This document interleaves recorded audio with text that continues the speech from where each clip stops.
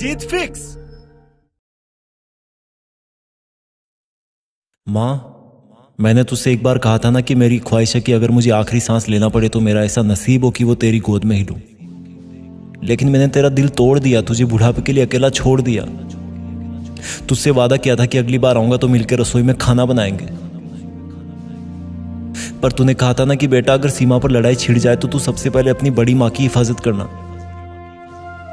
मैंने होश गंवाने तक 1 इंच भी दुश्मन को नहीं लेने दी माँ। वो तो मैं अपने साथी फौजी की छाती से निकलता खून और उसकी चीख सहन नहीं कर पाया। इसलिए जब मैं उसको हिम्मत दे रहा था तो दुश्मन ने धोखे से मेरे दाएं हाथ पर गोली मार दी, जिससे मैं बंदूक चलाया करता था। लेकिन माँ, दुश्मनों के लिए तो तेरे बेटे का बायां हाथ ही काफी था। मुझे बहुत गुस्सा आया और मैं उसको जवाब देने के लिए बंदूक लेकर पलटा और 2 गोली मैंने पहले दुश्मन की छाती में ठोक दी। जब वो गिरा तो उसके 2 साथी दुश्मनों ने मुझे निशाना बनाना चाहा। उनमें से एक को मैंने फिर से एक ही गोली से मार गिराया। जब तीसरे दुश्मन पर गोली चलाने के लिए बाएं हाथ से ट्रिगर दबाया तो बंदूक से कोई गोली नहीं निकली। मैंने जल्दी से एक पत्थर के पीछे अपने आप को छुपाया ताकि मुझे थोड़ा सा सोचने का टाइम मिल सके, लेकिन इतने में दुश्मन की एक गोली मेरी गर्दन और छाती के बीच में आ लगी। गिरते हुए मैंने अपने शहीद फौजी भाई को देखा तो पाया कि मेरी बंदूक वहां पड़ी थी। तभी मुझे याद आया कि जब मैं उसको हिम्मत बंधा रहा था तब मेरी बंदूक उसकी बंदूक से बदल गई थी और उसकी बंदूक में सिर्फ 3 गोलियां बची थी। मैं उसकी तरफ लपकना चाहता था लेकिन दुश्मन मेरी ताक में था। अब मुझको बिना गोली के दुश्मन को मार गिराना था।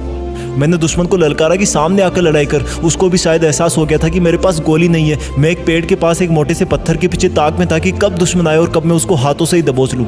जब वो मेरी तरफ बढ़ने लगा था तो मुझे हल्के हल्के चक्कर आना शुरू हो गए थे। लेकिन माँ, मुझे तुझसे मिलने आना था और तेरा वादा निभाने के लिए दुश्मन को भी मार गिराना था। तो जैसे ही दुश्मन ने मेरे पत्थर के पास आके मुझे निशाना बनाने की कोशिश करी, मैं हाथ में मिट्टी भरकर उसकी आंखों में दे फेंका। उसी पल वो देख नहीं पाया और मैं तेरी जयकार बोलते हुए लपक कर उसको दबोच लिया और तब तक नहीं छोड़ा जब तक कि उसका दम नहीं निकल गया। मैंने बाएं हाथ से तीनों दुश्मनों को मार गिराया माँ। लेकिन तीसरे दुश्मन के साथ लड़ाई में मेरा खून बहुत बह गया था और मैं और मेरा दोस्त अपनी कंपनी से थोड़ा आगे आ गए थे। तो मैं रेंगता हुआ अपने शहीद साथी के पास पहुंचा। माँ, मुझे 10 फीट जाने में आधा घंटा लग गया था। सब धुंधला दिख रहा था।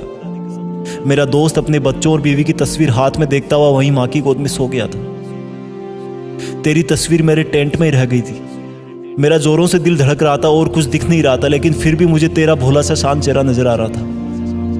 मैं तुझसे बचपन में मेले से बंदूक लाने की जिद करता था ना। कितनी अच्छी थी तू जो मुझे लाकर देती थी। लेकिन तू मुझे उस टाइम डांटती रहती थी कि बड़ा होकर यही काम करेगा क्या। फिर मैं कहता था हाँ माँ, मैं दुश्मनों को मार गिराऊंगा। और तब तू मुझे सीने से लगा लेती थी कि नहीं बेटा, किसी को मारना अच्छी बात नहीं है। लेकिन जब मैं फौज में भर्ती हुआ तब से तूने भी बहुत हिम्मत दिखाई, शायद इसलिए कि मैं आराम से छुट्टी से वापस जा सकूं। लेकिन मुझे पता है माँ, मेरे जाने के बाद तू बहुत रोई होगी। अब मुझे कुछ भी नहीं दिख रहा माँ। ऐसे लग रहा जैसे चारों तरफ अंधेरा हो। मुझे माफ कर देना माँ, क्योंकि जब मैं इस बार घर से वापस आया था तब मैंने तुझसे झूठ बोला था कि मैंने रास्ते के लिए तेरी बनाई रोटियां रख ली है। दरअसल तुझसे दूर जाने का मन नहीं था और कुछ और याद भी नहीं रहा। उस दिन मैंने बाहर का खाना खाया माँ, जो तू कभी नहीं चाहती थी। मैं कितना लकी हूँ जो मेरी उम्र अपनी माँ को दे करके जा रहा हूँ। लेकिन मुझे अफसोस होगा कि मैं तुझे एक बहू और पोता नहीं दे पाया।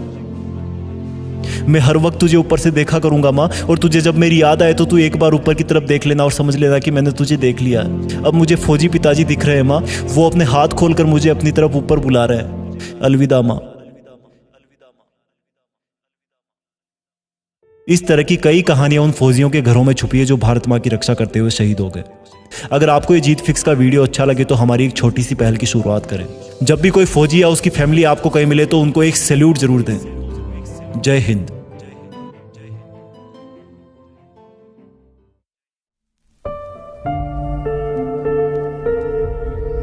जीत फिक्स।